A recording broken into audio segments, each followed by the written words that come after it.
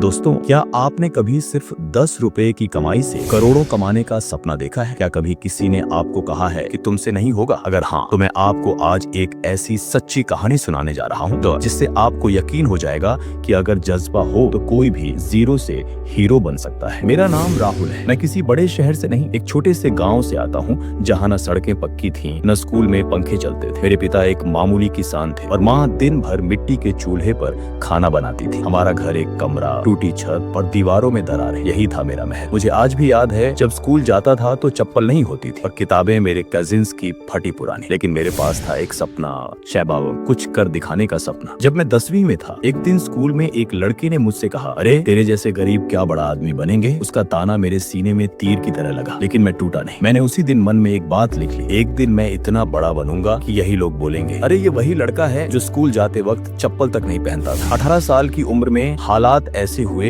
कि पढ़ाई छोड़नी पड़ी। घर में खाने को नहीं था। मैंने गांव में एक चाय की दुकान पर काम शुरू किया। चाय बनाना, बर्तन धोना, झाड़ू लगाना, सब कुछ किया। पहले दिन की कमाई 10 रुपया, और वो 10 रुपया आज भी मेरे पास है, फ्रेम में सजा कर रखा है, क्योंकि वो मेरी जिंदगी की सबसे कीमती कमाई थी। मैंने एक छोटी सी कपड़े की दुकान शुरू की। कोई सपोर्ट नहीं था। दुकान की शुरुआत में कोई ग्राहक नहीं आता। कई बार दिन भर एक कप चाय के अलावा कुछ नहीं बिकता। लोग हंसते थे, अरे ये क्या करेगा, दुकान भी खाली, दिमाग भी खाली। पर मुझे फर्क नहीं पड़ा। मैंने वही किया जो मैं जानता था, ईमानदारी से मेहनत। धीरे धीरे लोगों का भरोसा जीतना शुरू किया। एक साल बाद दुकान चलने लगी। फिर मैंने खुद से डिजिटल मार्केटिंग सीखी, यूट्यूब से, फ्री कोर्सेज से। सोचा क्यों ना गांव के इस छोटे से कारोबार को ऑनलाइन लाया जाए। मैंने सोशल मीडिया पर वीडियो बनाना शुरू किया। इंस्टाग्राम और फेसबुक पर कपड़ों की तस्वीरें डाली। पहले लोग हंसे, फिर देखना शुरू किया और फिर खरीदना भी। ऑनलाइन ऑन ऑर्डर मिलने लगे। 24 की उम्र तक मैंने अपने छोटे से काम को एक ब्रांड बना दिया था। जब साल का टर्नओवर 10 लाख पार किया तो उस दिन मैं रो पड़ा, क्योंकि मुझे याद था वो दिन जब मेरे पास 10 रुपया भी नहीं होते थे बस में बैठने के लिए। एक बार मैंने नया प्रोजेक्ट शुरू किया, FMCG प्रोडक्ट्स का। अच्छी शुरुआत के बाद एक बड़ी डील फेल हो गई। 6 लाख का घाटा हुआ। बैंक से लोन लिया,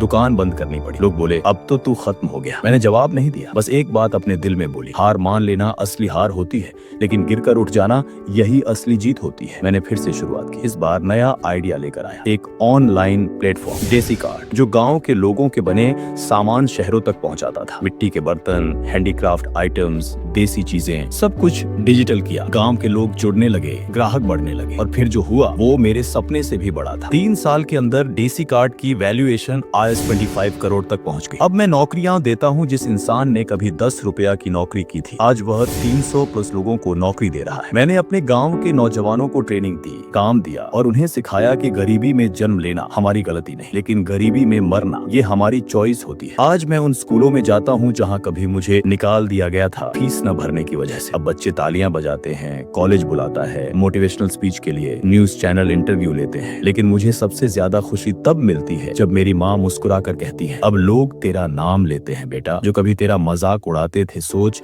अमीर होनी चाहिए, जेब नहीं। आज भी मैं वो 10 रुपया साथ रखता हूँ, क्योंकि वो मुझे याद दिलाता है कि मैंने कहाँ से शुरुआत की थी। मैं जीरो था, पर मैंने हीरो बनने की ठान ली थी। अगर आप इस वक्त किसी संघर्ष से गुजर रहे हैं, अगर आपके पास पैसे नहीं है, सपोर्ट नहीं है, या कोई रास्ता नहीं दिख रहा, तो एक बात याद रखना, आपकी शुरुआत मायने नहीं रखती, आपकी सोच मायने रखती है। अगर सोच बड़ी हो तो आप कहीं से भी कहीं पहुंच सकते हैं। जीरो से हीरो बनना मुमकिन है, बस खुद से वादा कीजिए कि आप कभी हार नहीं मानेंगे। धन्यवाद।